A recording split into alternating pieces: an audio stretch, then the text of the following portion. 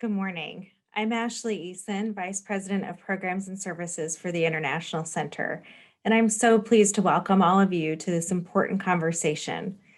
The International Center is a nonprofit organization based in Indianapolis working as a catalyst to inform, convene, and connect public, private, and civic global objectives here in our state. And we're really proud that we get to host many Hamilton Lugar students for internships every semester. So if you're still looking for your next opportunity, please consider joining us. I encourage you to learn more on our website, internationalcenter.org, or by following us on social media. The International Center is so happy to serve as a co-host today for the HLS Speaker Series on Race, Gender, and Power in Global Affairs, featuring our distinguished guest, Professor Meera Deo. We're thankful to the Hamilton Lugar School of Global and International Studies for the opportunity, and we really look forward to this discussion. Thank you. I would like to welcome all of you to today's session on Gender, Leadership, and Global Affairs, featuring Professor Meera Deo. My name is Shruti Rana, and I'm the Assistant Dean and a professor here at the Hamilton Lugar School of Global and International Studies at Indiana University, Bloomington.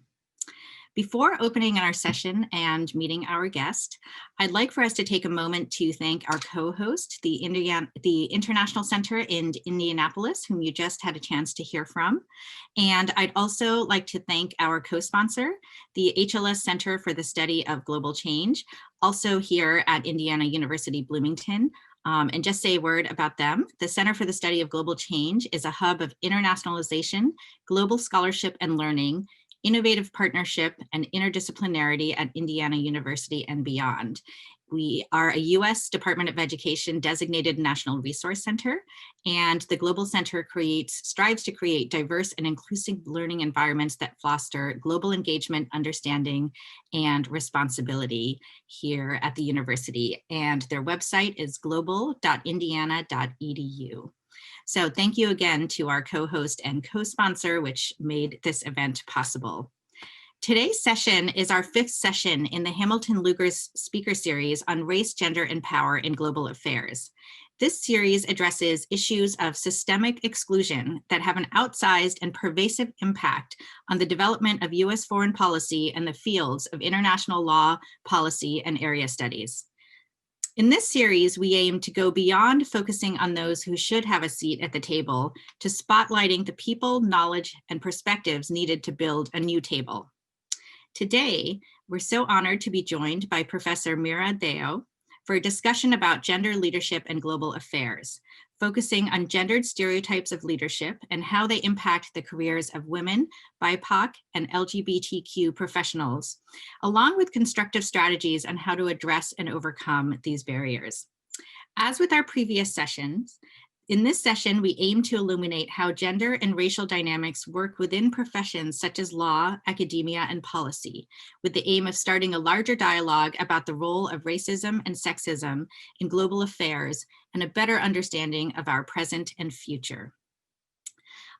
Before I turn to our guest, I wanted to make a note that those of you who are watching on Facebook Live have the ability to post questions for us. And what we will do is have a conversation for about 40 minutes and leave some time, 15 or 20 minutes at the end for Q&A. And as I said, again, you can post questions on the Facebook Live chat during the session, and they will be sent to us, and we will try and answer as many of them as we can. Okay, with that, I'd like to turn to our guest today. Professor Deo is the American Bar Foundation 2020 to 2021 William H. Neukom Fellows Research Chair in Diversity and Law. She is the director of the Law School Survey of Student Engagement, the LSSSE, a professor of law at the Thomas Jefferson School of Law. And I'd also like to note that the LSSSE is based out of Indiana University. And through that organization, she's also working with some IU and HLS students on diversity-related projects. Professor Deo has carried out a number of groundbreaking research projects, including most recently her book, Unequal Profession, which was published last year by the Stanford University Press. The book focuses on the barriers that women of color face as law professors and outlines individual strategies and structural solutions to these challenges and uses a distinctly intersectional lens. We are honored and excited to discuss these issues today with Professor Deo.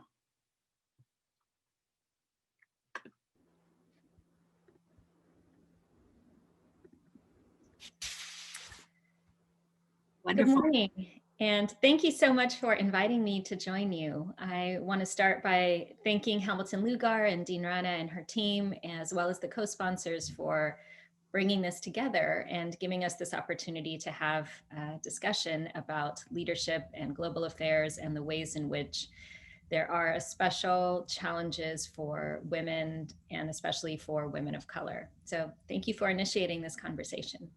Great. Well, thank you again for being here. And I also wanted to note we have students in a new course that we have called Women, Gender, and International Affairs also listening in and sending us questions, which is great.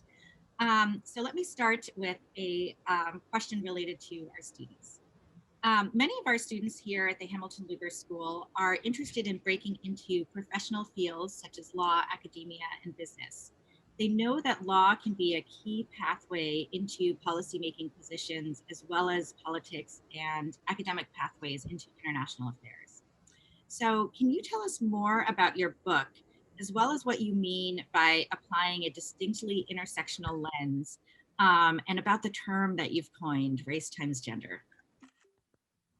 Yes. So Unequal Profession, the book that I wrote and was published by Stanford University Press last year, draws from survey and interview data that I conducted with almost 100 law professors from around the United States. And the focus of the book is to encourage people to share their own perspectives. And then for me as an academic, my background is in sociology as well as law, to take the interviews themselves and the survey data and look for particular patterns based on these background identity characteristics. And so the focus for this particular study is on the intersectional differences as well as similarities for people from different groups.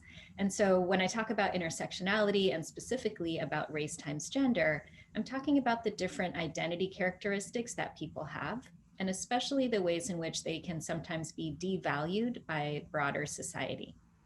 So for my book, I look specifically at what I coined the term race times gender, and this refers to the compound effects of these two devalued identity characteristics. And so the ways in which the combination of race times gender creates really distinct challenges for women of color faculty. Now in the book as a whole, I follow more or less along the trajectory of a law professor. I start from the beginning of the book looking at challenges with regard to hiring, so barriers to entry for faculty. The alternate title for the first chapter of the book actually was Accidental Law Professors, because so many women of color in my study talk about sort of accidentally ending up as a law professor, not really having any role models or literally not having any women faculty or women of color faculty when they themselves were in law school to look up to. That would, I think, have really encouraged them early on to feel like this was a viable path. Instead, most started off working at big law firms or in public interest law or in government work, and then eventually recognized that legal academia could be a path for them too.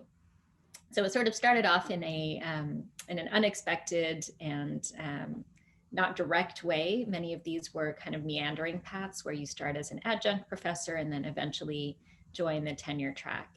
And then the book continues through other aspects of the law faculty trajectory, and that includes interactions with students, which I'm sure we'll talk more about today, as well as relationships with colleagues, which can sometimes be encouraging, but often hide some underlying hostility behind what I think of as a mask of collegiality. There are also difficulties with regard to tenure and promotion, and really unique things that I know we'll talk about shortly dealing with leadership, the ways in which women of color have unique barriers to becoming leaders in legal academia. And then the book also touches on issues of work-life balance. This is a common problem for women from all backgrounds, I think, just balancing the many personal and professional challenges that are all around us, and one that is, if anything, significantly exacerbated this year under COVID-19. So there are a lot of challenges that I share in the book based on the interviews that I had with these faculty members. But also there are a lot of hopeful signs too. So, the end of the book focuses on various sources of support, the ways that a lot of people draw from one another to really encourage them and help them succeed. And I also cover both individual strategies and structural solutions. So things that you and I can do to help improve the experience for not just women of color, but the overall experience in legal education. And also structural solutions. So things that you and I maybe can't do individually on our own, but that we can push in terms of asking and demanding structural change, bigger systemic changes that can really improve the situation, not only again in terms of leadership for one individual, but in terms of having a better experience for students and for higher education as a whole. Great. Thank you so much for that great description. And I actually meant to show everyone, I have a copy of the book, and you can see I've already highlighted lots of it. I've put tabs in for the things I want to go back to. And I just found it to be such a great read, in part because I saw many of my own experiences reflected on the page, or things I'd seen my friends and colleagues encounter. As well as I really appreciate that you put a lot of first-person narratives into the book. So it's very easy to read in that sense. You can hear people's stories mixed in with data and analysis. And so I think it's a really interesting book for people both inside and outside of the legal profession to read. So I'd like to turn now to leadership roles. It's one of the topics that you have researched and studied both in your book, but also in your research more generally. So your research has illuminated how there are both visible and invisible barriers to advancement for women, and particularly women of color and LGBTQ plus individuals, that are related to gender stereotypes and issues related to those. So, for example, you've discussed topics such as the ambition gap, how institutional caretaking roles are disproportionately assigned to women and impede their careers. So, based on some of the research and things that you've seen, can you tell us more about the particular challenges associated with women of color taking on leadership roles, and explain what you mean by some of those terms that I mentioned, such as ambition gap and institutional caretaking? Sure. So the ambition gap is something that has been raised previously to suggest that women are not participating in leadership roles at greater degrees because we're not interested in being leaders.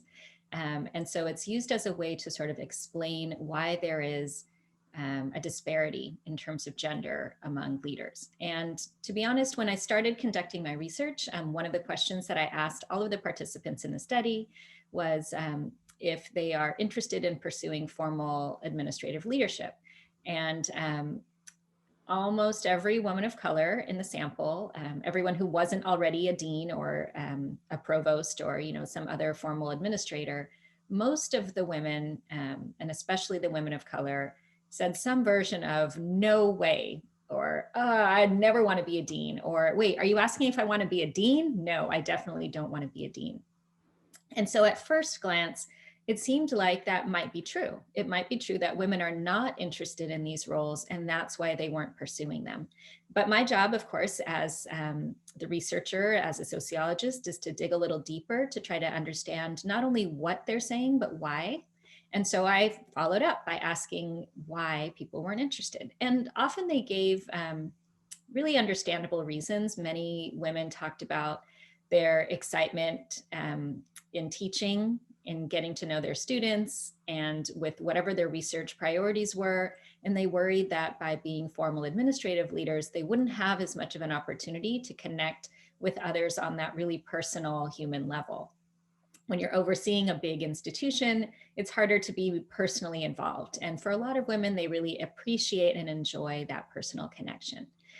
Others said that they were concerned about the politics of being dean, that they had seen other people who were deans, and especially other women and women of color, and they weren't sure that they would want to navigate those challenges.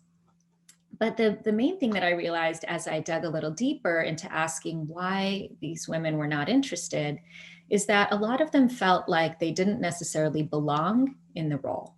And this to me really interestingly paralleled the same kinds of challenges we have with encouraging women of color to apply to be law faculty members in the first place. And so in the same way that, you know, when you're a law student, if you haven't really seen any of your professors that look like you or have a name like your name or have the background that your family has, you probably feel like that's not really the right place for you. Similarly, a lot of women of color, even as faculty members, realized that they didn't really have role models as deans or provosts or presidents of universities. They didn't necessarily have a lot of people to look up to. And so it didn't necessarily feel like their place. For a few who had maybe a taste of leadership in different ways, perhaps being the chair of a prominent committee, a lot of times their colleagues pushed back against that. And so again, when they had some leadership responsibility and colleagues didn't treat them with the respect that they should, for a lot of women of color, again, they felt like, well, you know, maybe it's not the right place for me. I'm not sure I have the respect that I need to be able to do this job really well.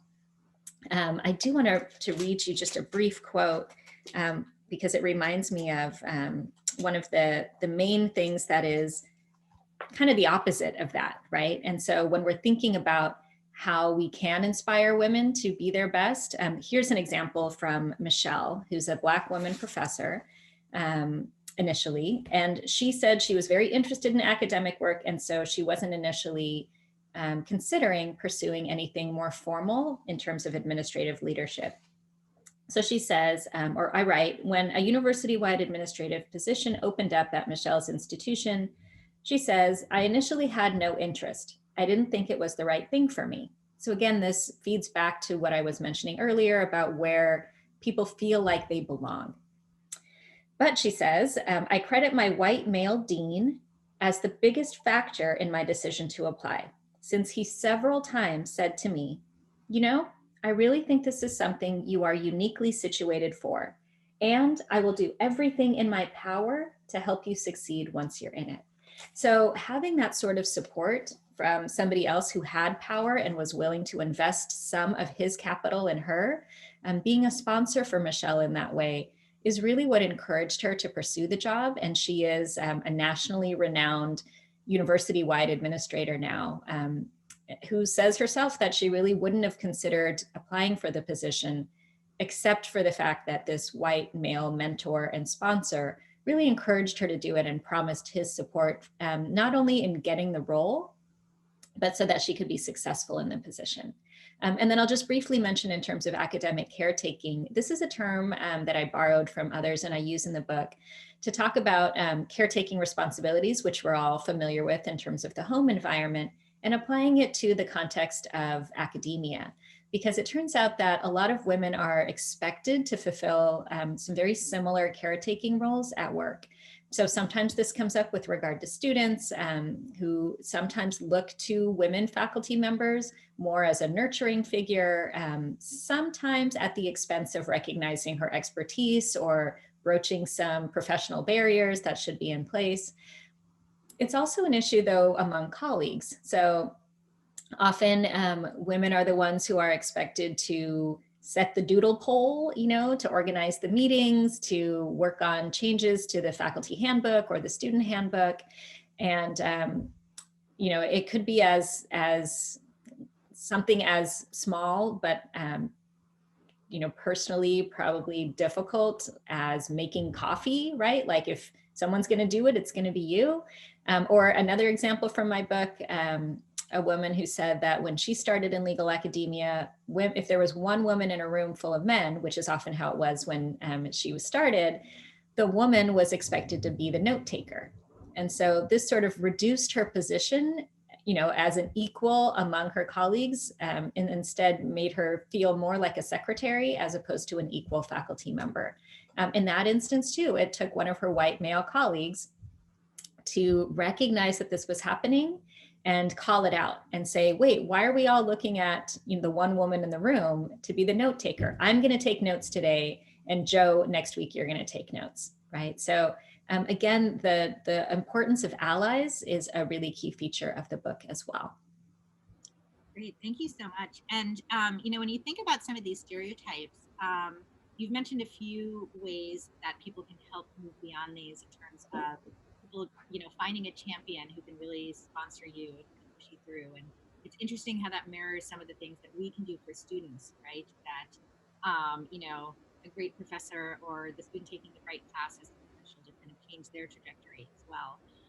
Do you have any other, if someone's coming in to a situation, as a woman of color and perhaps hasn't met the people there yet, doesn't know who might be her champions or not. Do you have ideas for how to move beyond some of these stereotypes? Yeah, so in the book itself, I've identified patterns that individuals have used. And I would say the most common one was preparation. And in a sense, what I mean is over preparation or preparation beyond what the norms are. And, it's uncomfortable to say that this is what's required. You've heard, I'm sure, many times, as well as people in the audience, I'm sure have heard that for particular populations that are underrepresented in different fields, you have to do twice as much to get half as far, right? And so I'm uncomfortable saying this is the way, but this certainly has worked for many women of color faculty.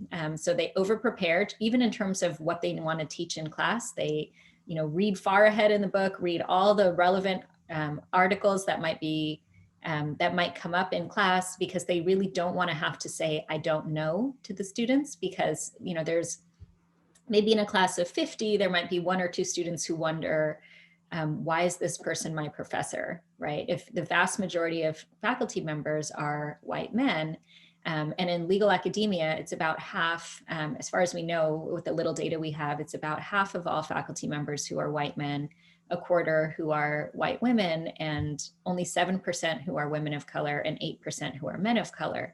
So, if you have that one woman of color professor, for a couple students in those classes, there's a little bit of a question, it seems, about whether this person is really competent, whether she really belongs there, whether she's truly an authority figure.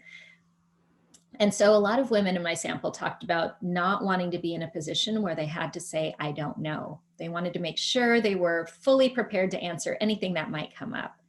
Now, in addition to being prepared in terms of material, it's also been really critical for women to be prepared in terms of classroom management. So some people talked about this as crafting a classroom persona. So like, think about, the person that you want to be in the front of the room when you're a law professor. You kind of have to put that mask on or adopt that role before you come in front of your students. Now, for a lot of other faculty members, they were really able to build a relationship of trust with their students, and that tended to have the best outcomes for faculty and for students. Because when you see your professor as a genuine human being and your professor sees you as a genuine human being, you're able to really enjoy and appreciate that exchange more, to trust one another. And so that, of course, is the optimal outcome. But for those who are in a situation where they start off maybe unsure if they have the support that they need to succeed, that certainly has been one avenue for success. Well, thank you so much. So now I'd like to relate this to the field of international affairs, and particularly at this really interesting moment in time that we're at right now. So in my own research, I've looked at how more authoritarian and populist leaders rely on rhetoric and action, calling for rolling back women's rights and LGBTQ rights, and reasserting traditional roles that rely on gendered stereotypes of women, right? So for example, they often frame women leaders in very sexualized terms as overly emotional and too professionally incompetent or weak to govern a strong nation. We've seen that in our presidential elections, the last couple of cycles in the United States.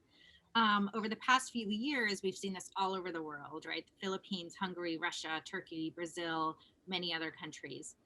So right now in the United States, we're at a very transitional moment where we will have Kamala Harris, the first woman of color, as vice president, stepping into this role just at the time that calls to roll back rights are increasing in the United States and worldwide. So how do you think that her leadership will be challenged, and what types of stereotypes do you see that would be applied to her, or some of the obstacles that she might face in terms of being viewed as a leader? So, it's interesting that there are some similar parallels. When I wrote the book, it was clearly a book about and for legal academics, but I made clear, even, in the preface and introduction to the book, that a lot of the challenges that were discussed, even though the examples come directly from women of color faculty members, as well as men of color and white women and white men, all of whom participated in the study, there were ways in which we could apply those examples to a much broader context. And so I certainly thought about ways in which it could apply to race times gender challenges in other parts of academia or in legal practice. But it actually has pretty broad relevance, I think, for a number of fields, for the experience of women generally and for women of color specifically in a lot of different realms. And so that's certainly true in the political realm as well. The presumption of incompetence that I document in the book is something that I think has already been challenged or used to challenge Kamala Harris in her role, both as somebody running to be vice president and now as vice president-elect. We've definitely seen pushback from people who challenge, things as basic as where she was born, to determine, whether she's qualified for the position, like literally in terms of eligibility. And also, sort of parsing out details from her background to see whether she belongs in the role. And so those questions of who is the right person or who belongs in these positions is certainly something that is well documented in terms of people from a non-traditional background. And that's not only women of color, as you said, that's also people who are LGBTQ. I know many students, I know from my LSSSE research that students also have a stronger sense of alienation or a lower sense of belonging when they're first-gen students or when they have really high levels of debt. So non-traditional people who are sort of breaking those barriers and entering places and spaces where they haven't really been prominent in the past are likely to face those challenges regardless of the field. And so I'm not surprised in a sense to see that happening to our vice president-elect. What's interesting though is as those positions and those people in those positions become more accepted, I'm hoping that response to them being in those positions will change. So just as one example, in the last few years, there has been a dramatic increase in the number of women of color deans and especially Black women law school deans. And in the book, which was published a year and a half ago, I'm sort of cautiously optimistic about it. I'm excited to see that this change is happening. But in the book, I was, nervous about whether that change could actually create a feminization of the profession. By that, I mean that as more women step into a particular role, the role itself might change so that it becomes maybe less of a visionary job and more of a menial scheduling meetings and organizing class times kind of job. And so I was a little bit concerned that we might see something like that. But honestly, even in the last year and a half, the Black women who have newly stepped into these deanships have really banded together and drawn from the solidarity of the sisterhood of one another. And they've just achieved so much individually at their own law schools and then collectively. So they've started, for example, a Law Dean's Anti-Racist Clearinghouse project, which encourages individual law schools to really self-reflect and think about their own contributions to promoting inequities and to reorient themselves to be purposefully anti-racist. This is something that I think could not have happened 10 years ago when there were very few Black women deans or women deans as a whole. And so I'm very hopeful. I've turned a corner, I think, in that, I'm still cautious about it, but I'm now seeing that example. I feel more hopeful that as people recognize how competent and exceptional and that there are all these superstars filling these roles, that it will become more accepted, that they'll recognize the power that these women are bringing to these positions and the unique perspectives, honestly, that they bring as women, and appreciate that they're able to make real lasting change. And so I hope we'll see the same with our vice president-elect. That's fascinating because, as you note, the vice presidency is exactly one of those positions that for some people, it's been a very powerful position where they've taken a strong leadership role. For other vice presidents, they've been very weak and sort of ignored. And so there's hope that Kamala Harris can turn this into a transformational position, right, and use all sorts of power. And just relating it back to the previous question about stereotypes of leaderships and authenticity, I think it's really interesting that you point out that often people are given advice, be authentic, be yourself wherever you are. But for women of color moving into leadership positions, whether it's in policy or law, the advice is actually something very different. It's to put on a mask, because who you are as authentic is not people that, not something that other people in those positions have seen or know how to respond to. And you see that, I think we saw that in the campaign where I think Kamala Harris had these expressions of joy, right? When she was dancing, when she was wearing sneakers with a professional jacket and things like that. And that was her being authentic, I think. And there was so much pushback, right? There was so much criticism and saying she was too emotional. And, politicians are usually praised for connecting with people, right? So someone else in that position might have been praised for wearing clothes that ordinary people wear, or dancing with their community, or the people in their audience or something. But there was pushback to that pushback, right? Which was exciting, I think. And to say, we value this, we want to see her doing these things, we want to see her as a real person as well as a leader and lawyer and candidate.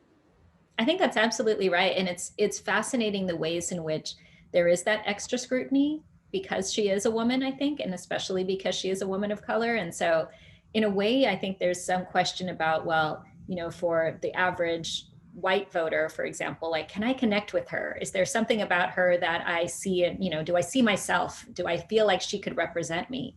And so that heightened scrutiny, I think, is something that applies primarily to women, much more so to women, especially in terms of how you look and how you talk.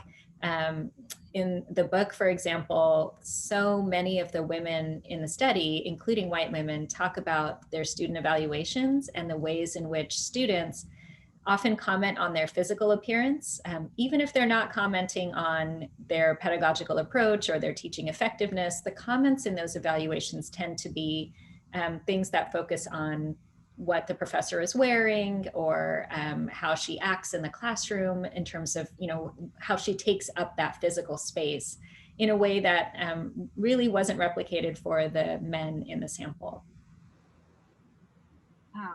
That's really interesting, and I'd love to talk about that a little bit more. So I want to move on to one of our next questions. I think we spoke, I was going to ask about strategies and barriers, but I think you talked about some of that already. So I want to put your book into a larger context as well, and talk about how do you think your book fits into recent and ongoing race times gender challenges that we're seeing in academia and society at large? So we've seen recently that women are leaving the workforce in unprecedented numbers, that 80% of those who left the workforce in October were women. And we're seeing that reflected in academia as well, but it is a widespread challenge that is far beyond legal academia, far beyond academia. It's something that we're recognizing in the workplace as a whole. So my concern about that, of course, is the ways in which the challenges that all of us are experiencing under COVID-19 may have direct effects on women, and especially on women of color. So in a lot of households, if there's children in the household, then it often falls to a woman in a heterosexual relationship with two parents raising these kids Often it falls to the woman to be the default parent. I document some of that in the book as well. These days, especially because women tend to be paid less than men, even for the same work, as we know, when there's tension in terms of, how do we manage all of the things that need to be done at home as well as at work? If somebody's job has to give, it tends to be the lower earner. And that, of course, coincides with the person who happens to also be the default parent. And so I think this is a reason why so many women are disproportionately represented among those who have been leaving the workforce. And so my concern really is that it's put us back many decades in terms of women's ability to work, to be paid for the work that they're doing, to be recognized and valued, not only as employees, but as leaders. If you're not in the workforce at all, what does that mean for leadership long term? Of course, if people are leaving the workforce now, then many of those are women who would be leaders 5 years from now, 10 years from now in their particular professions.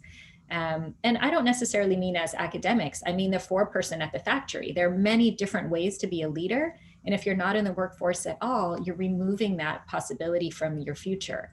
I don't see it at all as an individual problem. I've talked about the ways in which individual families are wrestling with this challenge, but I see it much more as a structural and systemic issue. We haven't, in my opinion, had the sort of leadership nationally that has encouraged women to stay in the workforce. There hasn't been a lot of support for families that are navigating these challenges.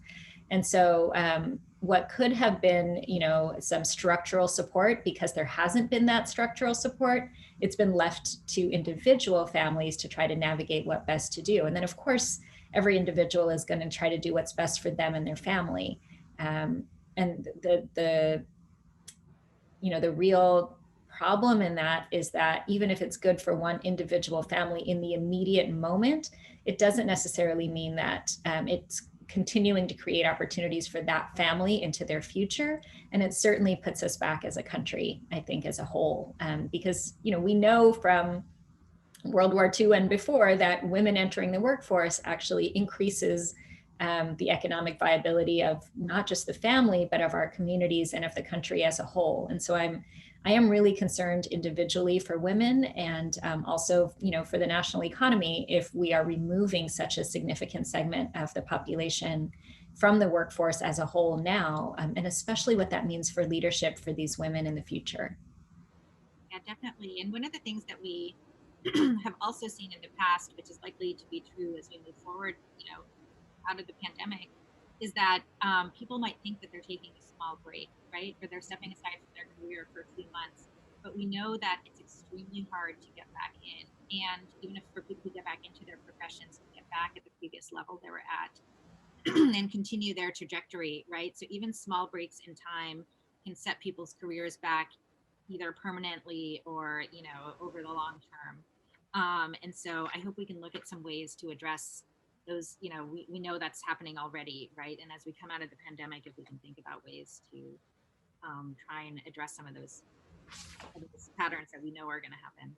Well, and I'm grateful to Hamilton Lugar for sponsoring this symposium that you and I and others are helping to organize that will be next month. And that addresses some of these systemic issues in terms of looking specifically at COVID effects on academia and specifically looking at the crisis in care, elder care, child care, and the ways in which that creates special challenges for women, both leaders as well as people, at all stages of the field who are even trying to enter into the profession.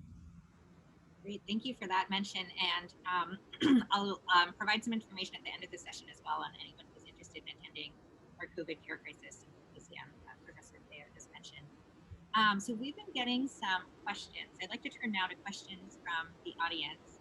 And so let me start with, we got some great questions from students in the class as well. Okay, so our first question, what advice would you give to young women of color who are beginning their careers or looking to establish a foothold in the legal field?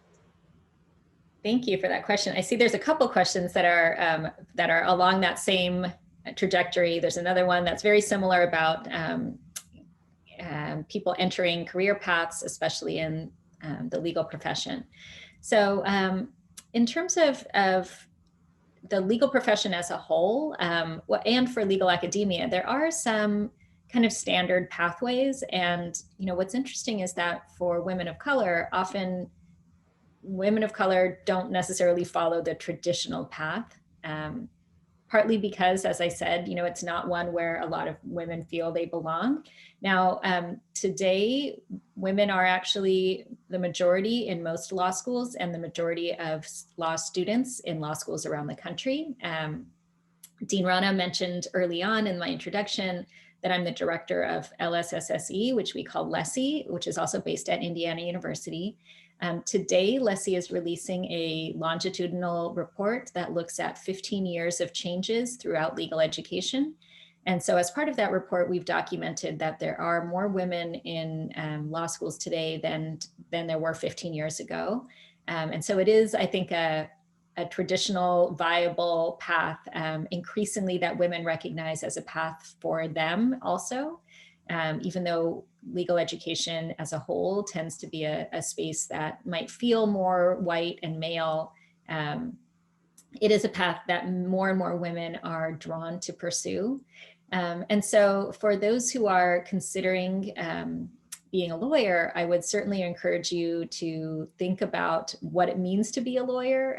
You can, if you're at IU, hopefully next year when things are back to normal, I would encourage you to stop by the law school to get to know some law students, to get a sense of whether what they're doing sounds like something you might want to do.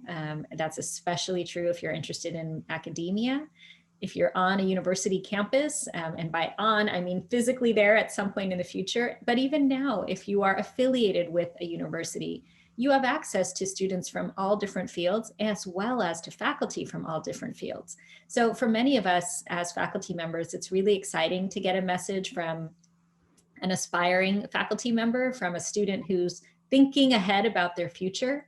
That honestly is one of the biggest discrepancies that I noticed in the data. A lot of the men went to school because they wanted to be a law professor, or they got to school and they met professors and they thought, oh, I could do that. And that professor took them under his wing and really pushed their career along.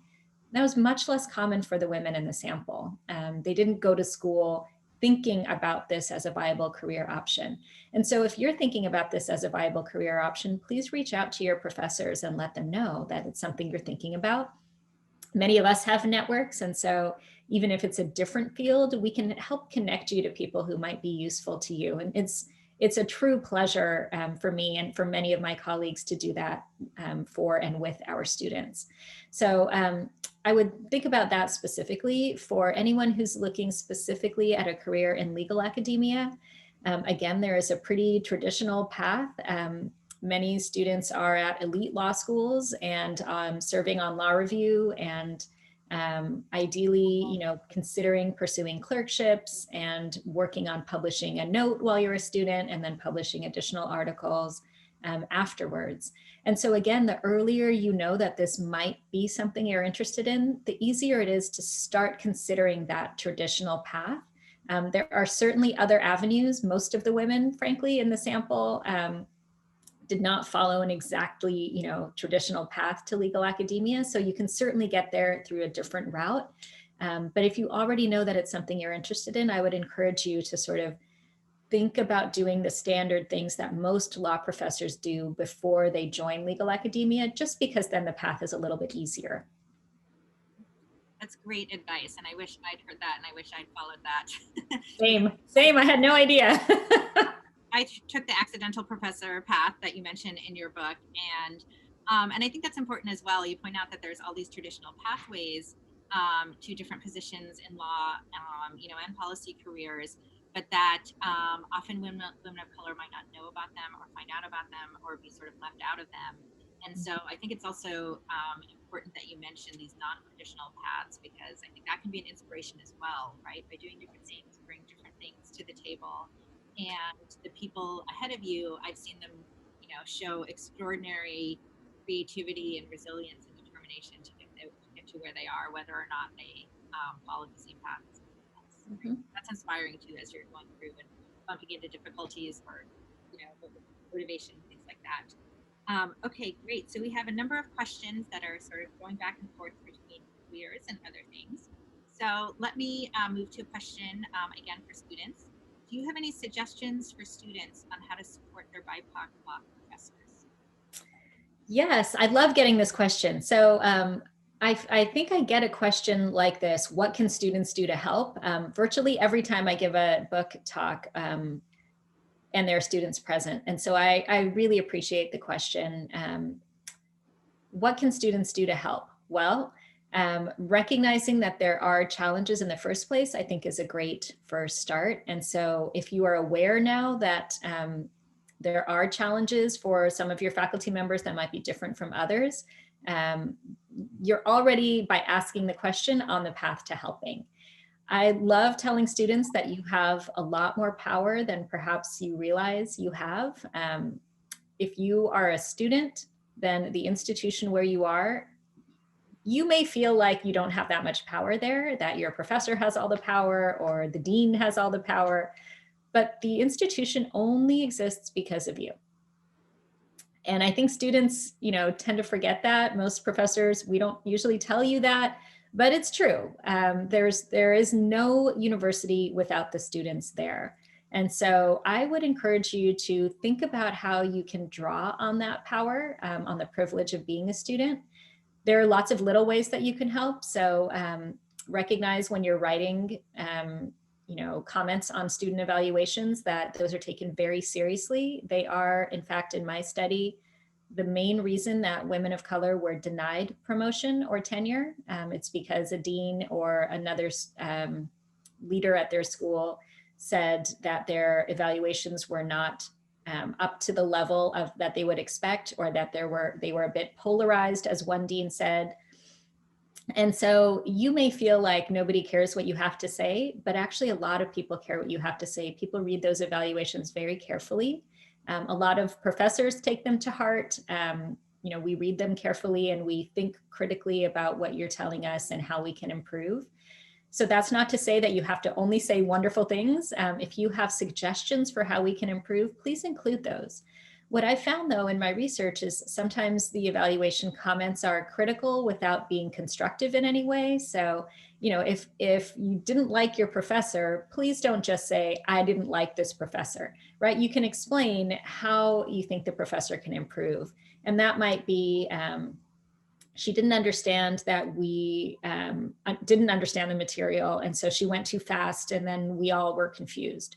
Or it might be she called on the same 3 students all the time, and I raised my hand a lot and I wanted to participate, but I'm not sure if she recognized that I wanted to be more involved. Okay, that's useful advice that, if somebody told me that, I would be much more conscious the next time I taught a class. Am I really looking at everybody who's here? Am I noticing who's raising their hand? Am I calling on a diverse group of students, not just the same few? Whereas if all you say is, I didn't like this professor, it's really hard to make positive changes based on your actual experience. So that's just one example of something you can do immediately. We've seen this year, because of the George Floyd protests, but also in years past, that activism has a real impact on creating change. And so if you and your classmates feel strongly about having more diversity among your faculty, you can work together to express that to the administration. That's not to say that the administration is then going to immediately, do whatever you say, but sharing your perspective with those who have the power to make those changes can be a really effective way to start down that path to making the change that you're seeking. Definitely. One other quick thing I'll mention is just to talk up particular professors. This is another really easy example. A lot of times when a professor is new, especially a woman professor, people don't really know her. She doesn't fit in, right? If she doesn't look like the other professors who are already there. And so there's a tendency among some to sort of question, well, is she going to be as good? She's new. She doesn't look like everybody else. She seems different, because of course she is different since there aren't very many women. And so I would encourage you to sort of build up that person's reputation, you can rightly assume that if a woman of color has been hired by your institution, she is a superstar. You know, she's not getting in the door otherwise. Just like anybody else who's hired at your institution, everybody has to be really high quality to get a position like that. And so if you hear that kind of talk, I would encourage you to think of where it comes from. I understand, you know, that you are spending a lot of your time and resources to get a quality education, and so you want the best.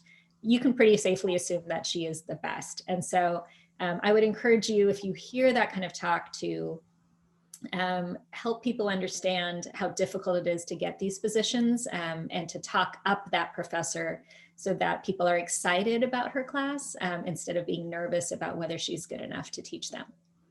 That's great advice. And I wanted to go back a little bit to something you said about that comment about evaluations being polarized.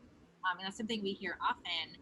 And what we know, of course, is that anytime, usually a woman of color, anytime somebody brings up race and gender in the classroom, comments end up being polarized, because on the one hand, you have students who say, I appreciate that so much. That was so meaningful to me. The professor acknowledged the role of race in this issue, or is willing to talk about it, or acknowledge that things need to change.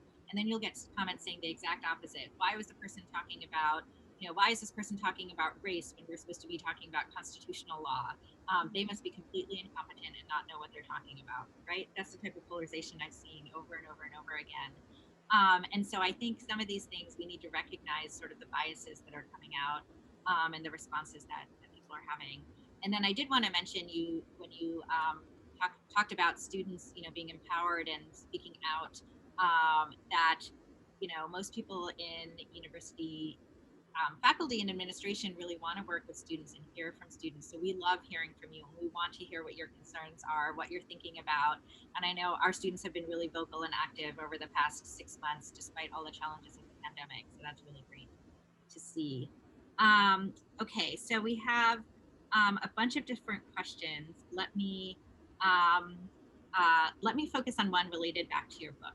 It says, what was your inspiration for writing your book? Was it your own experiences in the setting as a law professor, or someone else's? So I joined legal academia about a dozen years ago, and I came from a PhD program in sociology. So I went to law school first, and I practiced law in New York and in California. And then I started a PhD program in sociology and became a law professor after that. And so when I joined legal academia, I sort of looked around, and of course I recognized, just by attending conferences and meeting other people, that of course there weren't that many women of color law faculty members.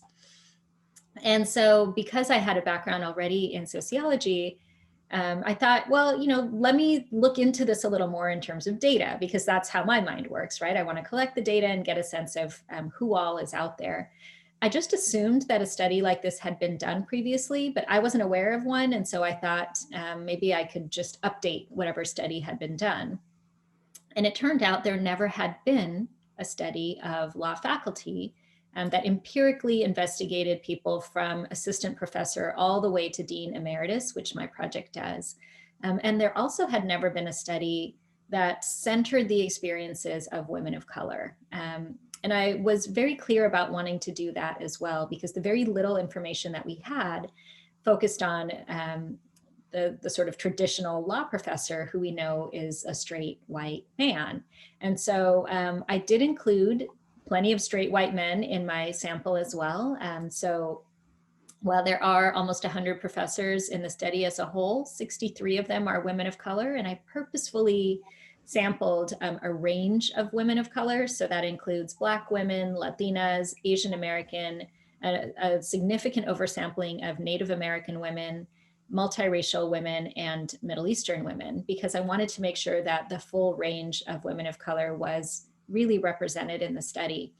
And then I also included comparative samples of men of color, white men, and white women, so that I could say something meaningful about similarities and differences between groups. So that, if somebody asked me, yeah, you're saying that women of color have, these challenges in the classroom. Isn't the first year of teaching difficult for everyone? I could say it is. You're right, it is, because I have these white men in my sample, and it's difficult for them too.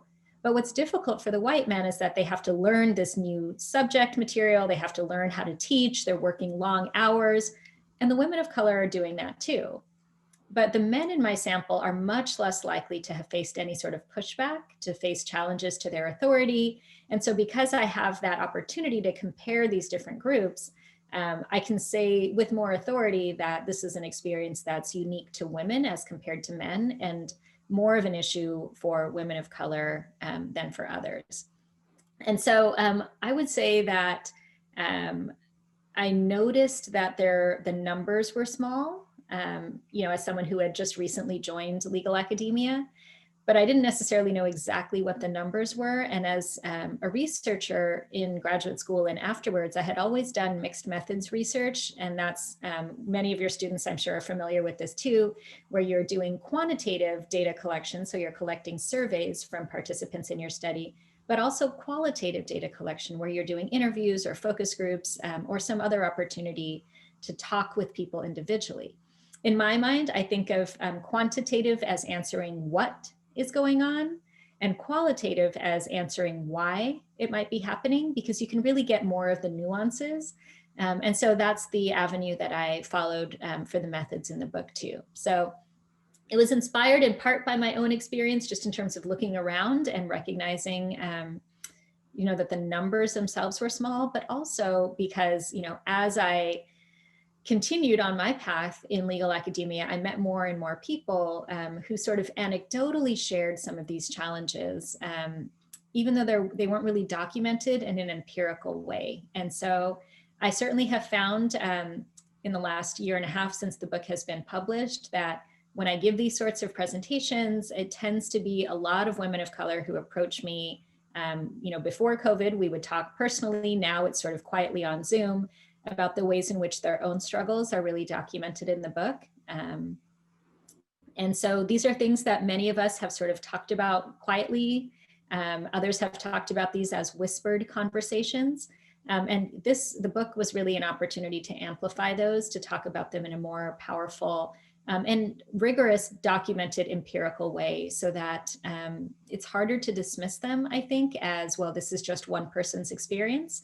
And instead, it's clear that there are pervasive patterns of systemic inequality that we need to think more carefully about how to structurally respond to, as opposed to one person who has one challenge and needs herself to change her ways. Thank you so much. So we actually have so many questions coming in, but we're unfortunately out of time. So we'll try to think of a way to answer some of these, but I guess I can also say, Professor Deo does answer a lot of these issues and questions in her book, which is available in our Wells Library and the Law Library. And I understand you can also order it directly from the Stanford University Press.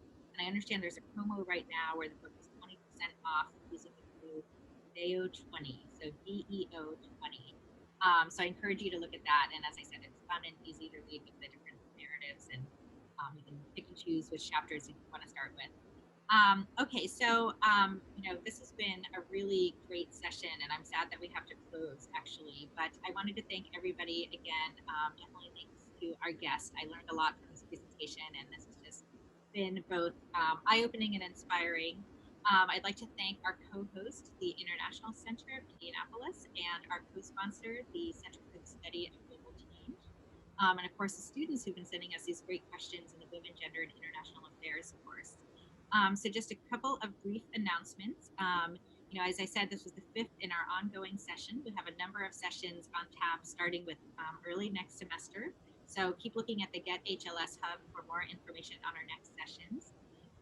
We also, I just wanted to put in a plug for our small session courses, our new intersession courses next spring. Students are taking them right now. We also have a number starting in January that focus specifically on race and gender and related issues in international affairs. And of course, we have our COVID Care Crisis Symposium on January 14th and 15th that we look forward to seeing you at as well. Okay, so I'll have to close with that, but again, we look forward to seeing you at our events in upcoming in January, and we wish you all that you be safe, be well, and that we will see you soon. So